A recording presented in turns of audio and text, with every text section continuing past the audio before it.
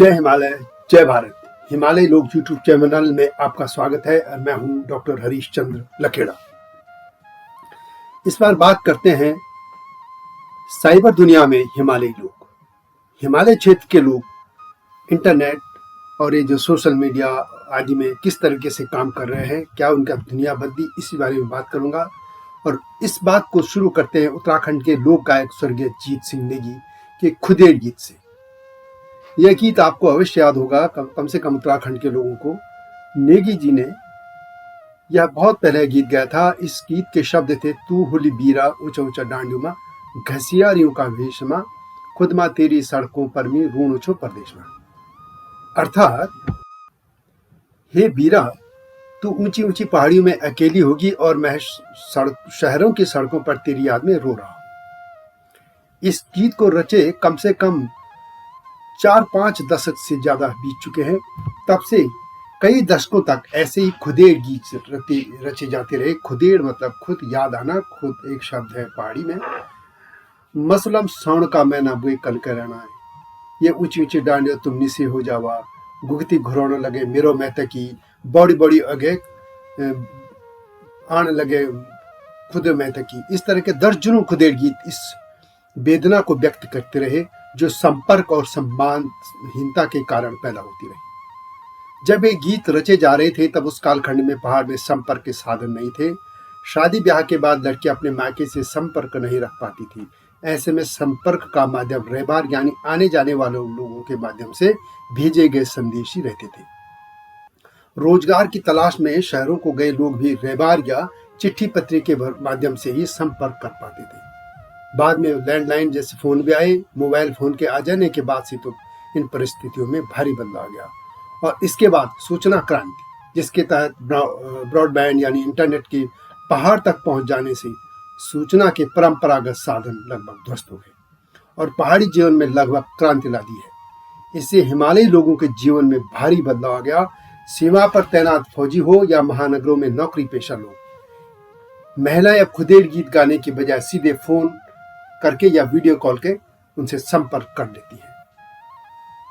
आज सूचना क्रांति के इस दौर में अब जीत सिंह नेगी जी के जैसे ये गीत, खुदेड़ गीत रचे जाने की संभावना लगभग समाप्त हो गई है।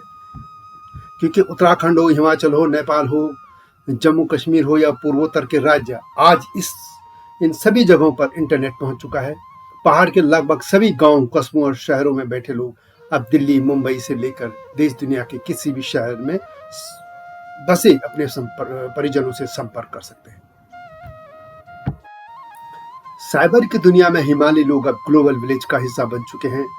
YouTube, Facebook, WhatsApp, Twitter, Instagram जैसे सोशल जो नेटवर्क साइट हैं, उनके आ जाने से तो पहाड़ की बाकी जो देश दुनिया से उनकी दूरी घट गई है और अब हिमालयी क्षेत्रों में घटित होने वाली घटनाएं मात्र 1 सेकंड में अमेरिका, इंग्लैंड, ऑस्ट्रेलिया, चीन, जापान, खाड़ी के देशों में कहीं भी पहुंच जा रही है।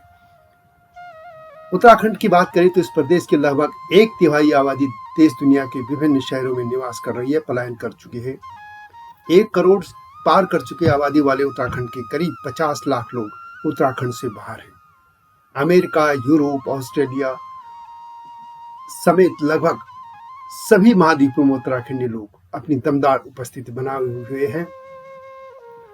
अब दुनिया का शायद ही ऐसा कोई देश होगा जहां उत्तराखंड के लोग नहीं मौजूद हों। भारत में दिल्ली, मुंबई और लखनऊ में तो उत्तराखंड की आबादी लाखों में है, जबकि लगभग सभी महानगरों और शहरों में भी बड़ी संख्या में लोग रोजगार से जुड़े यहाँ हैं। और इस प्रवासी समाज के लिए अपने परिजनों से आपसी संपर्क बनाए रखने के लिए चिट्ठी पत्री के बाद पुराने जमाने के टेलीफोन भी अब पुरानी बात हो गई है। इन लोगों ने आपसी संपर्क ने साइबर की दुनिया यानी इंटरनेट को प्रमुख औजार बना दिया है।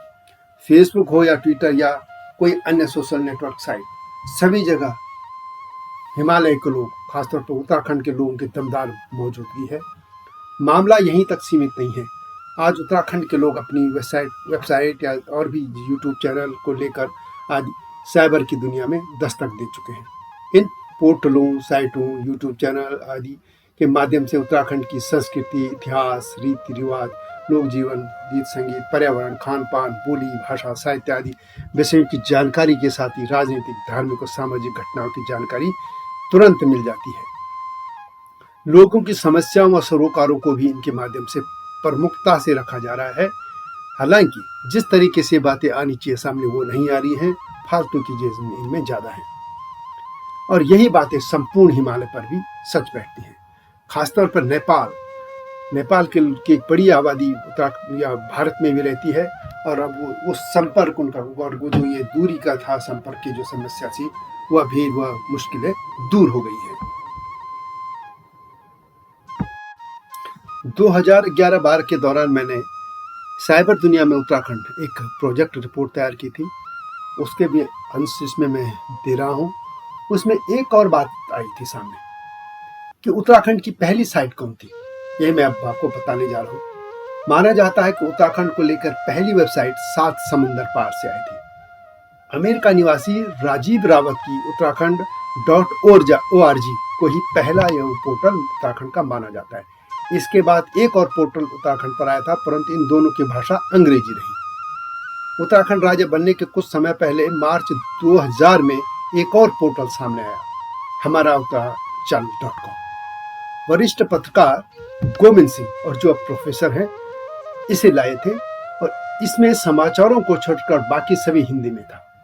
सामाजिक सरोकारों से लेकर इतिहास, संस्कृति, राजनीति, साहित्य जैसे विषयों को इसमें प्राथमिकता के साथ पेश किया गया था।